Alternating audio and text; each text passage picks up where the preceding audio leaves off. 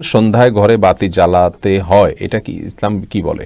কুড়িয়ে পাওয়া জিনিসের বিধান কি? যদি কোরআনে চুমু খাওয়াকে বেদাত হয় তাহলে ভুলে পায়ে লাগলে কি করণীয়?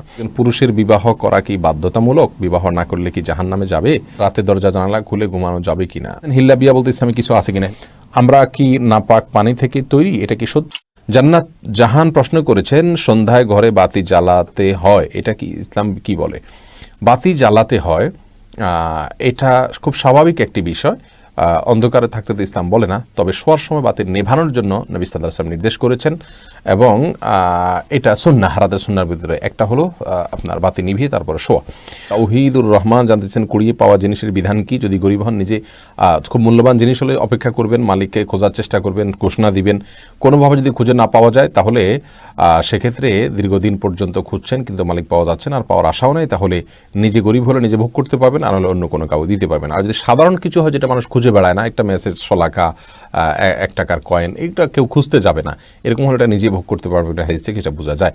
আর নিজে ভোগ করতে না চাইলে কোনো গরিব মানুষকে তার পক্ষ থেকে দান করে দিবে। মেহেদী হাসান সরকার জানতে চেয়েছেন, কোরআনে চুমু খাওয়াকে বেদাত হয় তাহলে ভুলে পায়ে লাগলে কি করণীয়? কোরআনে চুমু খাওয়াকে বেদাত বলেছে কি আপনাকে? তবে হ্যাঁ, কোরআনে কারিমকে আপনার রাখার সময় চুমু খেয়ে তারপর রাখতে হয়, অথবা নেওয়ার সময় নিয়ে চুমু খেয়ে তারপরে তেলাওয়াত শুরু করতে হয়। এটা যদি কেউ বাধ্যবাধকতার সাথে দেখে অথবা সিস্টেম বানিয়ে নেয় তাহলে এটা বেদাত হবে। আর যদি মহব্বত থেকে মাঝে মধ্যে, হঠাৎ নিয়মিত না, মাঝে মধ্যে কোরআনে কারিমের প্রতি ভালোবাসা, আল্লাহর প্রতি ভালোবাসা থেকে যদি কোরআনকে চুমু খায় তাহলে সেটা বেদাত হবে না, ইনশাআল্লাহ হবে ইذনিল্লাহ। কারণ এটা আমাদের সমাজের একটা সংস্কৃতি, আমাদের সমাজের একটা কালচার যে আমরা ভালোবাসা প্রকাশের জন্য চুমু খেয়ে থাকি। অতএব তারই প্রকাশের অংশ হিসাবে যদি চুমু খায় মাঝে মধ্যে তাতে অসুবিধা নেই, তবে এটি সুন্নাহ, মুস্তাহাব বা কোরআন হাদিসের কোনো নির্দেশ না, সেই ধারণা পরিষ্কার থাকতে হবে।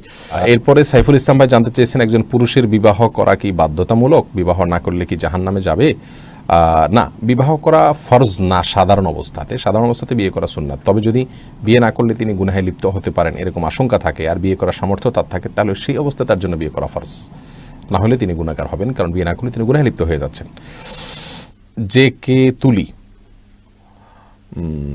আপনি প্রশ্ন করেছেন, রাতে দরজা জানালা খুলে ঘুমানো যাবে কিনা?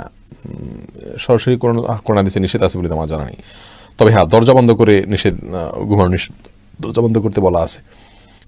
তানিম সুলতানা জানতেছেন, মহিলার পিরিয়ড অবস্থায় নবীর জন্য দুরূদ পড়তে পারবে কিনা? পারবে। যে ইস শিমুল জানতেছেন, জামা পড়া অবস্থায় পুরুষেরা কি নাভির নিচে প্যান্ট পরতে পারবে কিনা? নাভির নিচে প্যান্ট পরতে পারবে যদি উপরে জামা থাকে, কোনো অসুবিধা নেই। লুৎফুন নেসা লিমা জানতে চেয়েছেন, হিল্লা বিয়া বলতে ইসলামে কিছু আছে কিনা? হিল্লা বিয়াকে ইসলাম নিষেধ করে এবং হিল্লা বিয়ের মাধ্যমে প্রথম স্বামীর জন্য তালাকপ্রাপ্তা স্ত্রী বৈধ হয়ে যায়, ঠিক, কিন্তু এই কাজটা গুনাহের কাজ। নবী সাল্লাল্লাহু আলাইহি ওয়াসাল্লাম কঠোরভাবে নিষেধ করেছেন এবং লানত বর্ষণ করেছেন।